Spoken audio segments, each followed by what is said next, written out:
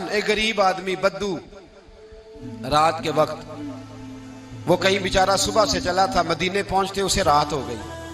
اس نے ڈرتے ہوئے نا خیمہ ہی باہر لگا لیا. جہاں رات ہوئی نا آدھی رات کو کوئی 1-2 بجے سمجھ لے پہنچا مدینے، تو اس نے باہر نے خیمہ لگا لیا. بیوی اس کی امید سے تھی، بچے کی ولادت کا وقت قریب آ گیا، بیمار ہو گئی. اس نے خیمہ لگایا، بیوی اندر ہے. حضرت عمر فاروق گشت پہ تھے رات کو، ساتھ ایک غلام تھا. حضرت عمر فاروق رضی اللہ تعالیٰ عنہ کہنے لگے وہ آگ جل رہی ہے تھوڑی سی، پتہ کرو کون ہے. تو آپ کا غلام پتہ کرنے گیا تو بدو نے ڈانٹ دیا، کہنے لگے جاؤ تمہیں کیوں بتاؤں. حضرت عمر خود گئے، کہنے لگے مسافر بھائی بتا تو صحیح. کہنے لگا جی چھوڑے، میں آپ کو کیوں بتاؤں، میں کون ہوں، کیسے آیا ہوں. فرمایا خیمے کے اندر سے کراہنے کی آواز آتی، کوئی درد سے چیخ رہا ہے، بتا ہمیں بات کیا ہے.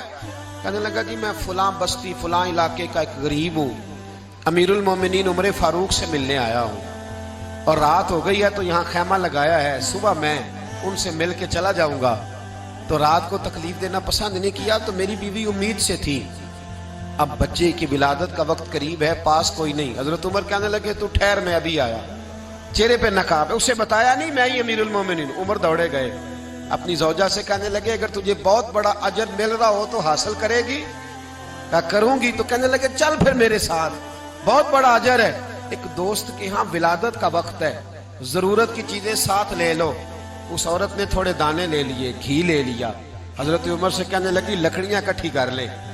امیر المومنین کونسلر کی بات نہیں بتا رہا آپ کو، میں آپ کو ایم پی اے کی بات نہیں بتا رہا، ایم این اے کی بات نہیں بتا رہا، جو 10 گاؤں کو ملا کے چیئرمین بنا اس کی بات نہیں بتا رہا. اس کی بات بتا رہا ہوں جو 22 لاکھ مربع میل کا حکمران ہے.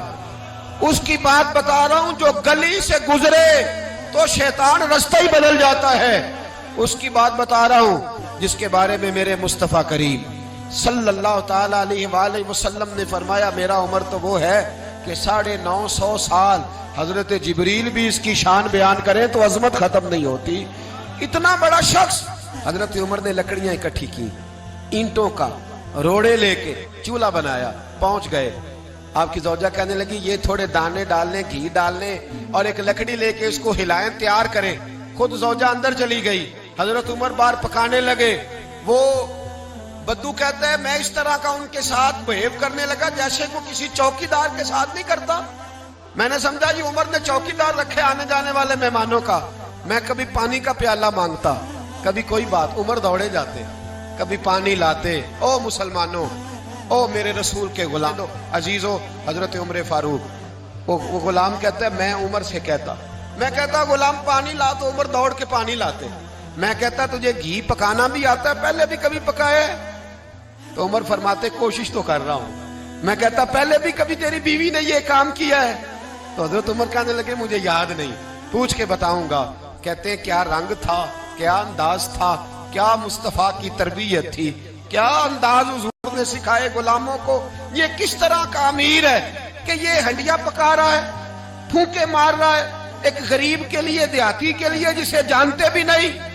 اندر اس شخص کی بیوی کے ہاں بیٹا پیدا ہوا تو حضرت عمر کی بیوی اندر سے بول کے کہنے لگی امیر المومنین مبارک ہو، آپ کے دوست کے ہاں بیٹا پیدا ہوا ہے. جب کہا نا امیر المومنین مبارک ہو تو وہ شخص کہتا ہے میرے ہاتھ کانپنے لگے اور میں اس طرح دوڑا کہ میری پگڑی گر گئی.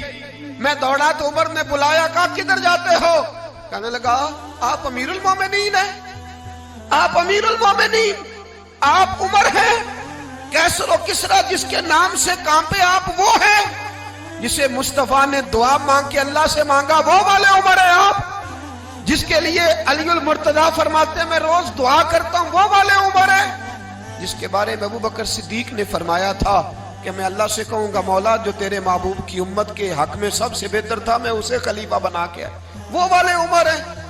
عمر امیر المومنین کی بیوی وہ تو خاتون اول ہوتی ہے، وہ تو ملکہ ہوتی ہے، اور تیری بیوی دائی بن کر ایک غریب کے بچے کے پاس بیٹھی رہی ولادت کے وقت.